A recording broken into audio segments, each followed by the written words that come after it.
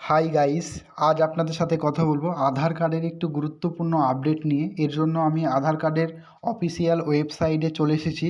আসার পর একটু নিচে নামলেই আপনি দেখতে পাচ্ছেন যে একটা পপ আপ শো করছে ডকুমেন্টস আপডেট, এবং নিচে রেড কালারের লেখা আছে this server is free of cost 14/3/2024। মানে এই ডেটের মধ্যে আপনাকে কি করতে হবে, আধার কার্ডের সঙ্গে যে কোনো একটি ডকুমেন্টস আপলোড করতে হবে।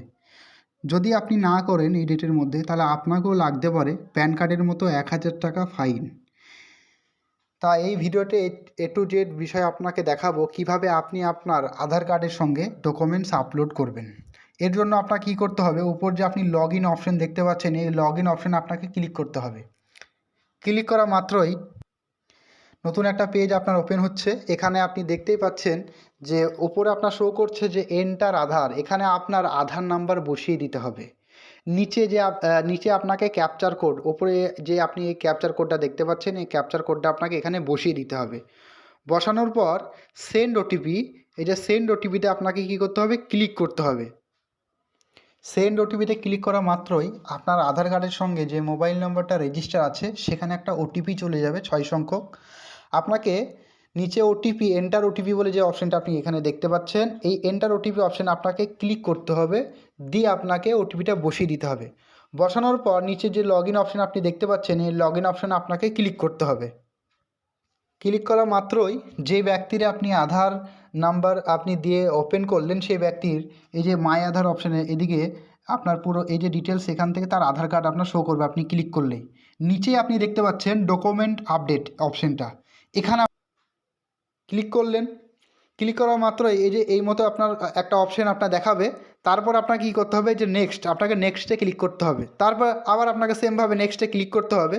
নেক্সটে ক্লিক করার পর যেই ব্যক্তির আপনি দিয়েছেন সেই ব্যক্তির নাম, ডেট অফ বার্থ এবং আপনার ফুল অ্যাড্রেস আপনার শো করবে।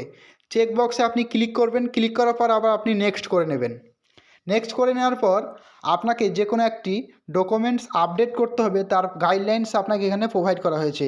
এখানে উপরে আপনার শো করছে দেখুন যে 2 MBর মধ্যে আপনার কী হতে হবে, আপনার ডকুমেন্টটার সাইজ যেন 2 MB হতে হয়, এবং আপনাকে জেপিজি বা পিএনজি বা পিডিএফ ফাইলে আপনাকে কী করতে হবে, আপলোড করতে হবে। এখানে আসার পর নিচে দেখুন, এখানে মানে আপনার ডকুমেন্ট যে কোনো একটি ডকুমেন্ট আপনি সিলেক্ট করে নেবেন। এখানে যে ড্রাইভিং লাইসেন্স থেকে শুরু করে যা যা আছে প্রচুর ডিটেলস এখানে আছে। Pan card, voter card, OBC, SC, ST certificate থেকে শুরু করে স্কুল সার্টিফিকেট থেকে শুরু করে যে কোনো আপনি একটা ক্লিক করে নেবেন। ক্লিক করার পর এখানে নিচে আপনি আপলোড করে দেবেন। ওকে দেওয়ার পর এই যে আপনি দেখতে পাচ্ছেন এখানে ক্লিক কন্টিনিউ আপলোড। এখানে আপনার মোবাইল ফোনের গ্যালারি থেকে বা পিডিএফ ফাইল থেকে আপনি সিলেক্ট করে নেবেন, এবং সেটা সিলেক্ট করার পর এখানে আপনি দেখতে পাচ্ছেন এটা আপনার পুরো গ্রিন হয়ে যাবে। তারপর আপনি নেক্সট অপশানে আসবেন যে অ্যাড্রেস প্রুফ হিসেবে আপনাকে একটা ডকুমেন্টস আপলোড করতে হবে। তার জন্য সেম সেটা আপনি ভোটার, আধার, এখান থেকে আপনি যা আছে যে কোনো একটি সিলেক্ট করে নেবেন।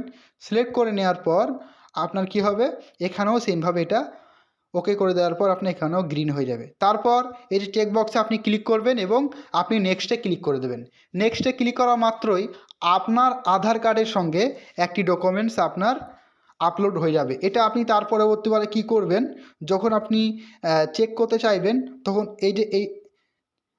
এই অপশানে আপনি আসবেন। আসার পর আপনাকে ডিটেলসটা শো করবে, মানে পুনরায় আপনি যখন আবার ওই পেজে দেখাবেন তখন আপনার ডিটেলসটা শো করবে। সেটা আপনি ট্র্যাকিংয়ের মাধ্যমে আপনি স্ট্যাটাসটা চেক করতে পারবেন। তো লিঙ্কটা আমরা ভিডিওর নিচে দিয়েছি, আপনারা ভিডিওর নিচে লিঙ্কে গিয়ে ক্লিক করবেন, একদম এই মেন অফিসিয়াল ওয়েবসাইটে আপনারা চলে আসতে পারবেন।